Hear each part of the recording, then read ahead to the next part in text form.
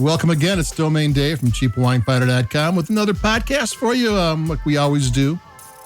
We write up a wine on the CheapWineFinder.com website, put some information about it, put some tasty notes on it, and maybe pictures of the bottle and the label and all that type of thing. And then we plug in the microphone, and that's what here we are now.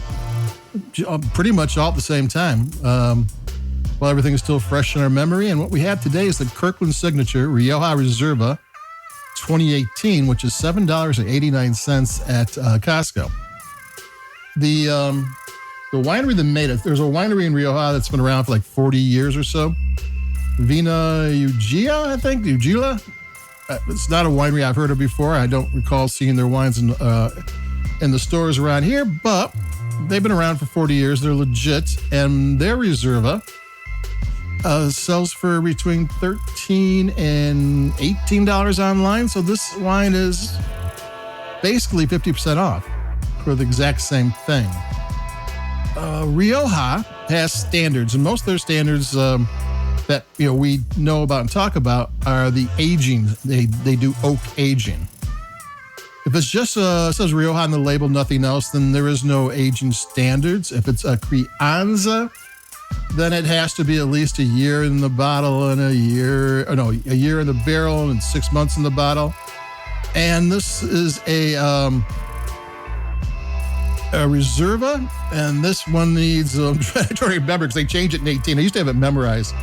This wine has been in oak barrel for 30 months, and they added 6 months in the bottle, which gives it 3 years, which I think meets the requirements or maybe exceeds the requirements.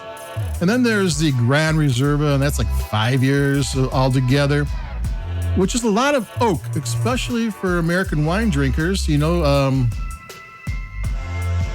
this price range, you don't get under $20 maybe Sonoma cabs and Paso Robles cabs. You might get 12 months in oak. You don't get a lot of oak aging in the lower categories because it doesn't really need it. That's not what the wines do. Putting more oak just adds to the longer time it takes for the wine to be released. So something like this where you get some aging is kind of different for the price range. So this is something I'm going to take a sip and we're going to talk about it because Riojas are always good, fun wines.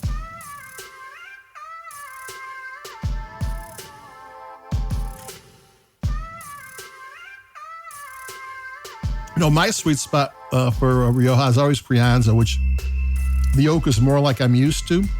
So it kind of is a sweet spot for me. Like sometimes wine with more oak has more tannins. It might be a little bit not as bright and stuff. But this one's nice and bright and juicy. But Crianza is kind of like is the closest to American wines. I'm not that sophisticated. Okay, I like what I like. But Crianza is closest to American wines. It's kind of doesn't take as long to produce. It still takes them 3 years before they sell it, but it doesn't get over oaked. They also use American oak a lot, and they also use used oak because if it's in new oak for that time, it's going to be you're going to give you cotton mouth. It's going to be that bad.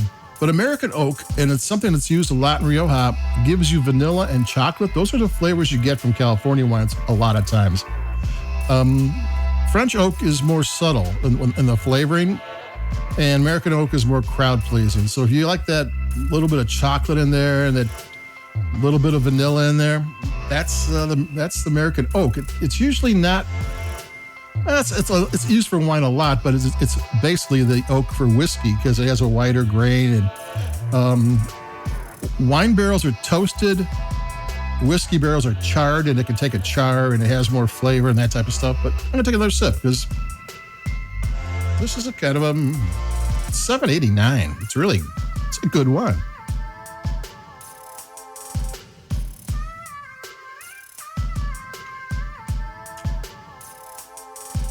Yeah, it tastes like you spent more than you did, which is a good thing. Anytime you buy a bottle of wine and you can't, and you ask somebody, what that bottle cost? And they're not going to tell you $7.89.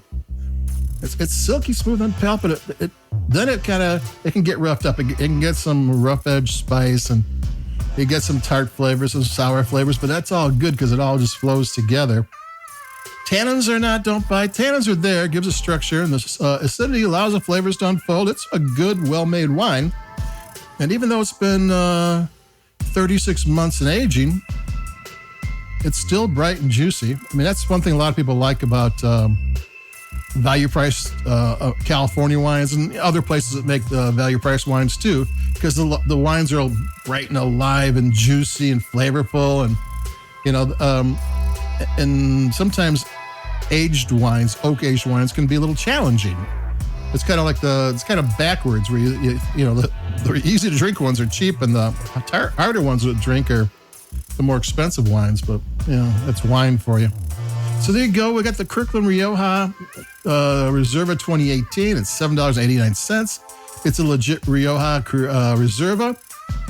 It has oak aging, which is something that if you're not buying expensive wines, you're spending a lot of time with American value price wines, which is fine. That's what I do.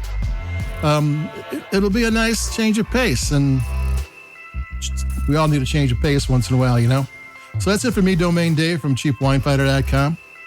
And what do we have again? The Kirkland Signature Rioja Reserva 2018, $7.89. Buy it. What do you got to lose? So there you go. Like us, we like your podcast, if you will. Keep it cheap and be cool and safe. And I'll be talking to everybody in a couple of days. Adios. Bye-bye.